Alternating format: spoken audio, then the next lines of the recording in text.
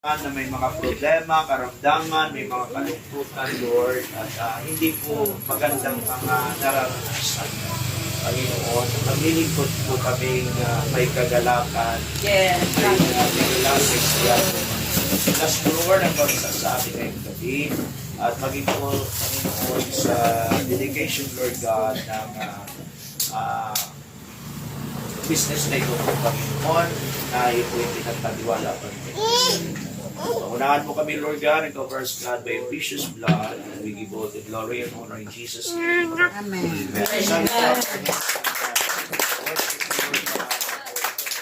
Okay, makaka po na po kayo. Praise God. Sabi po ng song, serve the Lord with gladness. Amen. Amen. Praise God. Ang lahat naman sa mga ng tao gusto maglingkod sa Panginoon. Kasi nga, kahit sino ang tao, mga kapatid, pagdating ko sa Panginoon, nainiwala naman talaga na may Panginoon. Praise God. So, kaya nga, pero hindi naman siguro lahat na naglilingkod sa Diyos ay masaya. Yes, yung iba, tinitake nila na paglilingkod nila sa Panginoon ay parang burden, parang bigat. Pero alam po, hindi po tayo tatawagin ng Diyos para pabigatan po tayo, pahirapan. Kaya nga sabi niya, di ba, sa Bible sabi niya, come unto me, all the delivered, happy and laden. Lumapit kayo sa akin lahat ng nabibigatan, lahat ng nililinapan, nabibigat ng lupa. Ano po sabi ng Panginoon? At kayo'y aking bigyan ng kapahingaan. Sabi niya, for my yoke is easy and my burden is light. Yes. Praise God. So, in short mga kapatid, praise God, ang paglilingkod sa Diyos ay dapat tayo po'y maging masaya. Amen. Ano mang bagay na ating ginagawa kapag wala sa puso at hindi tayo masaya, hindi natin ma-enjoy. Amen. Kahit maganda pa po yung trabaho, kapag wala sa puso mo yun, hindi mo talaga gusto yun, hindi mo ma-enjoy. Mayroon pong isang pangyayari na tagabalot ng gift. Di ba, magaganda yung mga style, mga design ng gift. Pero mayroong isang babae nagpabalot doon, mga kapatid, na binabantayan niya ng oras. So, ibig sabihin, kahit yung labas ng kanyang ginagawa, maganda pa, pero hindi siya masaya. Kinukumply niya lang kasi yung kasi trabaho niya. At pagdating ng uwian na, doon sa masaya. So, ibig sabihin mga kahit pwede pala mangyari yun, pero sa Panginoon iba. Amen. Kasi hindi tayo tatagal na maglilingkod sa Kanya kung hindi tayo masaya. Hindi natin ito gagawin nang mula po sa ating puso. Kaya serving the Lord, mga kapatid sa Bible, in the biblical context, ang paglilingkod sa Panginoon, ibig sabihin po yan, ang pagbibigay po ng wholehearted, yung buong puso. Yes. Kaya sabi niya, love the Lord with all your heart, with all your soul, with all your mind, with all your spirit, with all your strength. Hindi po sinabi yung part, hindi. Kundi sinabi, when it comes sa paglilingkod natin sa Panginoon, mga kapatid, ay kailangan ibigay natin ng buo. Amen. Nararapat bang bigyan ng buong paglilingkod ang Diyos? Ng buong puso, mga kapatid? Oo. Kasi nga, siya po ang source ng lahat. Amen.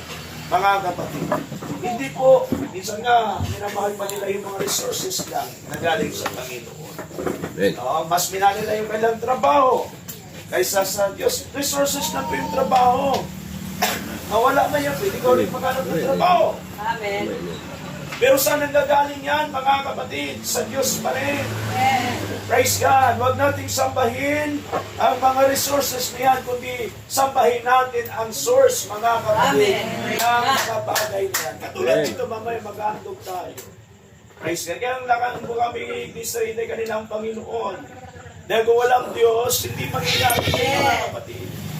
Oh? Praise God. Kaya pinakasource po ang Panginoon. Praise God. At hindi po tayo ngayong gabi para po hindi po sa accomplishment o dahil na-accomplish natin dahil sa atin ito, hindi po kapatid, kundi may ginawa ang Diyos. Praise God. God. Kaya po nangyari po ito, mga kapatid. Praise the Lord. Amen. Yung buong paglilingkod ng buong puso, mga kapatid. And choice to obey God. Yung pong decision nating sumunod sa Panginoon. Amen.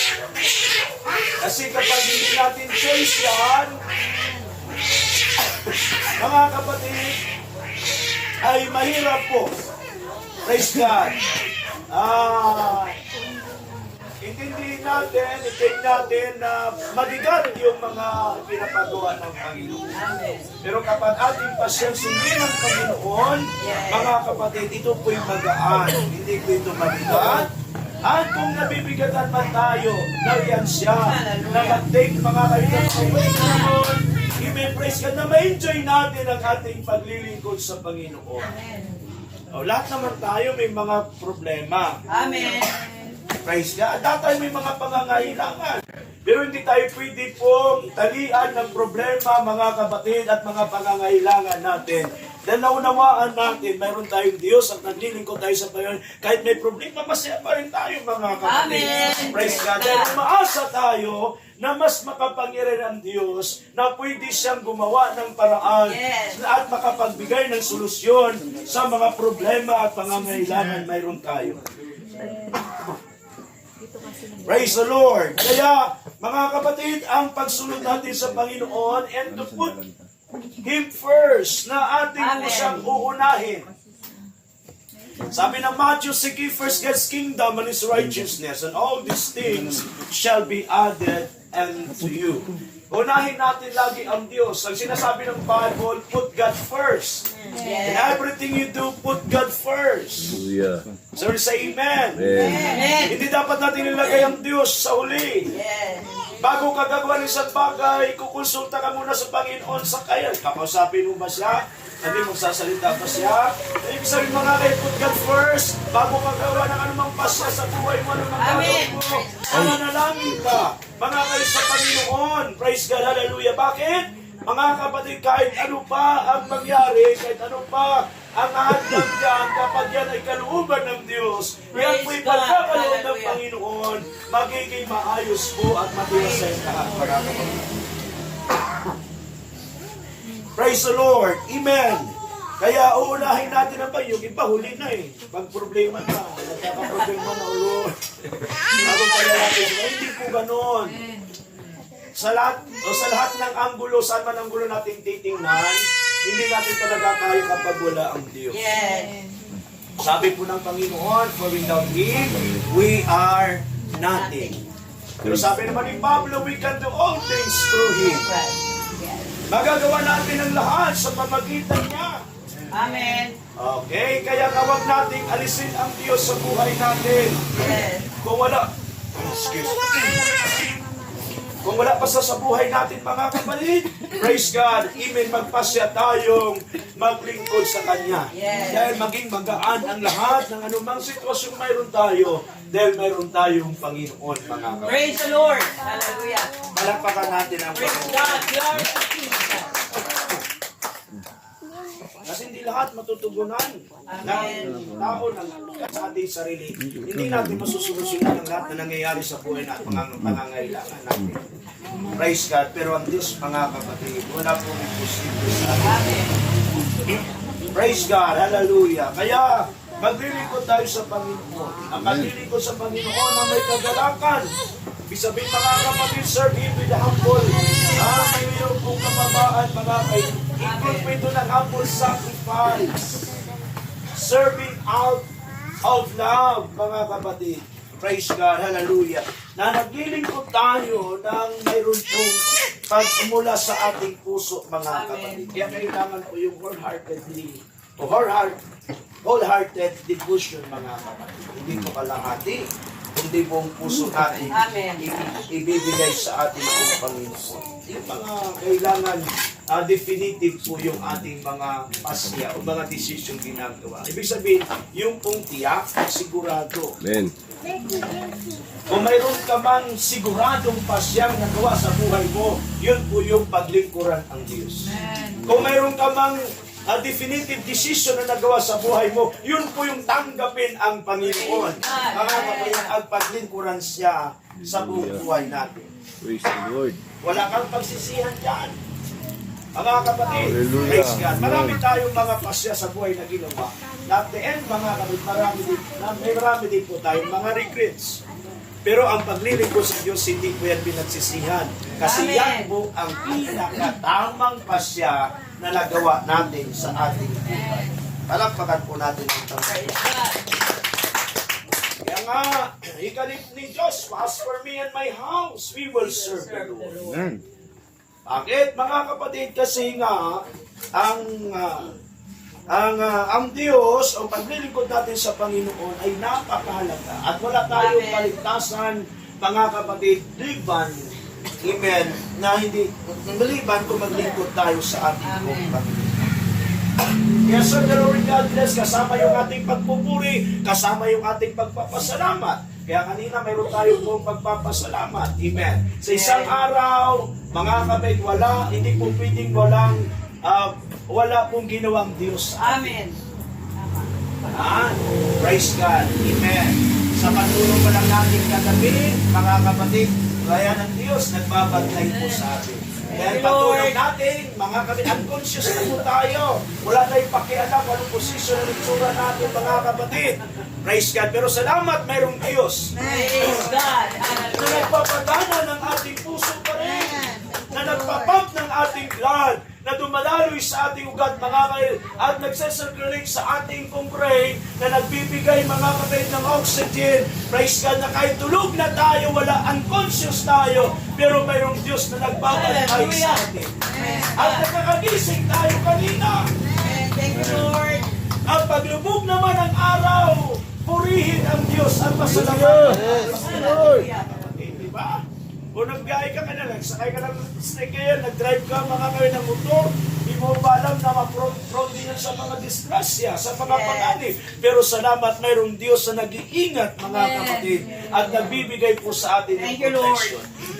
Kahit wala ka pa natanggap na blessing o ano man dyan, mga kapatid, kahit po yan, even pagpapala, at yan ay gawa ng ating Panginoon. Kahit pa nga yung buhay natin, yung hinihinga natin ngayon, buhay tayo ngayon, yan ay malaki na pong pagpapasalamat. Nakita mo yung anak mong nariyan, ligtas, mga kapatid, walang karamdaman, praise the Lord, pagpapala na yan, Amen. na galing po sa ating Panginoon. Hallelujah. Thank you, Lord. Praise God. Hindi na po tayo magpapasalamat sa Panginoon dahil may blessing kami. Yes. Kung nanalo sa kung saan, hindi. Pero lang, mga kapatid, kundi kahit sa buhay natin, yung wala kang sakit, maayos ang pakiramdam mo, Amen. Amen. dapat magpasalamat tayo sa Thank you, Lord. Ang Hallelujah. Bible nagsasabi, let everything that hath breath, praise the Lord. Amen. Ay, wala man ako kasi pastor, Praise wala man God. nagbigay sa akin ng Thank you, Lord. pera. O kahit walang pera, mga kapatid, kahit simpleng pagkain lang sa pagkainan, hanggat may hininga tayo, Yes. magpupuri at Thank you, magpapasalamat. Jesus. Praise the Lord.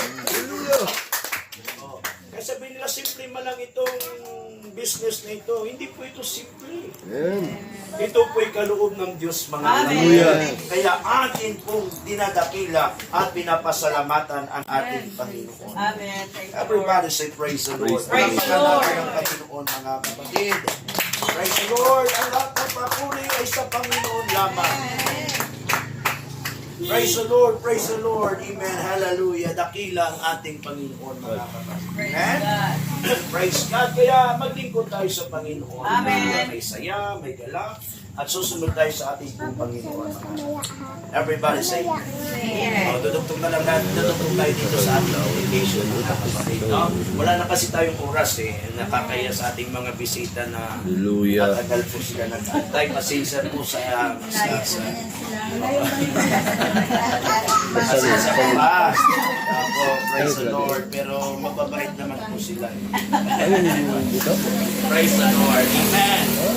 Bakit tayo nandito? May gawain tayo. Amen. Ang isang reason, mga kapatid, dahil ang ating pong paniniwala na anuman po pinagkaloob ng Diyos o pinagkatiwala ng Panginoon sa atin ay nararapat kong bigyan po ng recognition. Amen. Ating pong Thank you, Panginoon. Lord.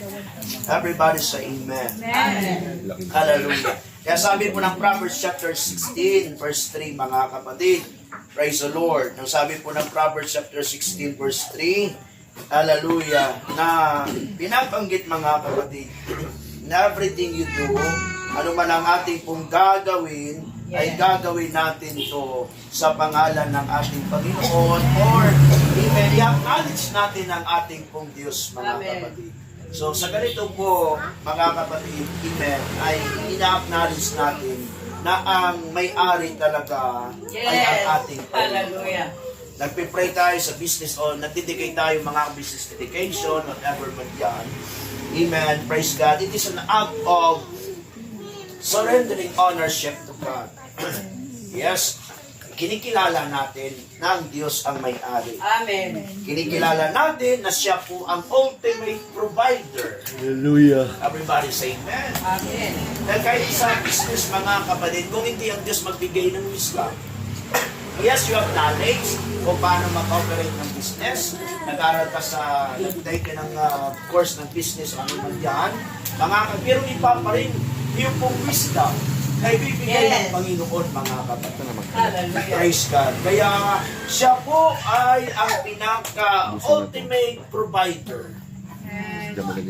Nagbibigay siya ng lakas. Amen. Isipin mo, mapatid ka, mapagod ka, pero mga kapatid, amen, sabi ng Bible, the joy of the Lord is our strength. Sa lahat ng ating ginagawa para sa kapuyan ng Diyos, kapag ang Diyos ay nalulugod, bibigyan tayo ng Panginoon ng kalakas. Yes. Thank you, Lord. Marami nag-quit, marami naghinto, dahil talagang exhausted sila. Pagod sila. Pero makakakiba po tayo na naglilingkod sa Panginoon. Amen.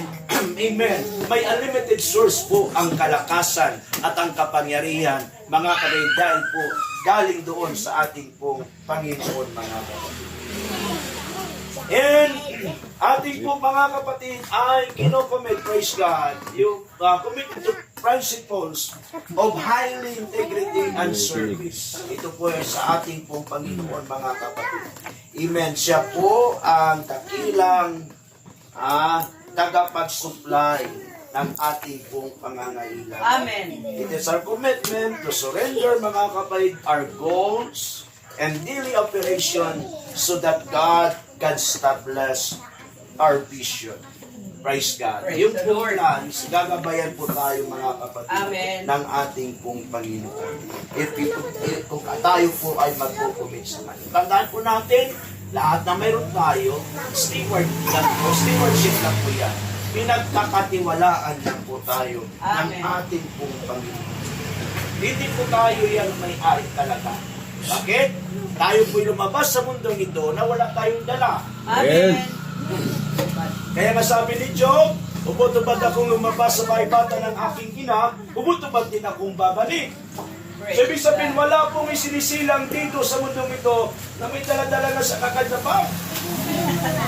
Kung may dala-dala na sa kagad na ano-ano man diyang bagay. May isang nag-viral noon pa, mga kapatid, na daw, yung baby paglabas meron ng sing-sing.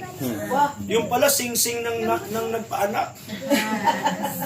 Naiwan So nagkaroon pa ng mga kapatid. Pero hindi po yun. Biblia po nagsasabi, wala tayong dala nung tayo po lumabas. Amen. At babalik tayo na wala rin tayo. Amen. Kaya sa Alexander the Great, mga kapatid, mighty conqueror po siya. Pero may mga habilin sa nung siya namatay na yung kanyang kamay ilalabas sa kabako. At papasalin siya ng mga dalubasang mga doktor. At ipaparada siya. Na ibig sabihin, nabibigay ng mensahe na kahit anumang sikat at mayaman at makapangyarihan ka, kapag ikaw ay naroon na doon sa ganung kalagayan, wala ka talagang madadala. Empty po yung kanyang kamay dahil po wala talaga siyang madadala. Yes. Pinasan siya ng mga magagaling na mga doktor. Na ibig sabihin, kahit sino pang dulbasang doktor, hindi makakadugtong mga kapitang buhay. Yes. Praise God. Kaya nito, mga kapatid, ay pinagkatiwala ng Diyos sa atin.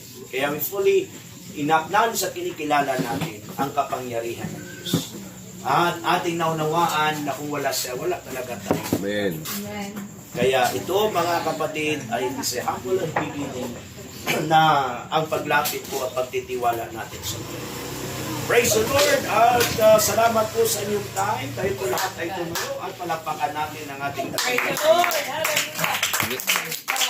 Praise the Lord, praise the Lord. Niniwala tayo, mga kapatid, na niniwala tayo mga kapatid na i-bless ito ng Diyos yung ating binikilala.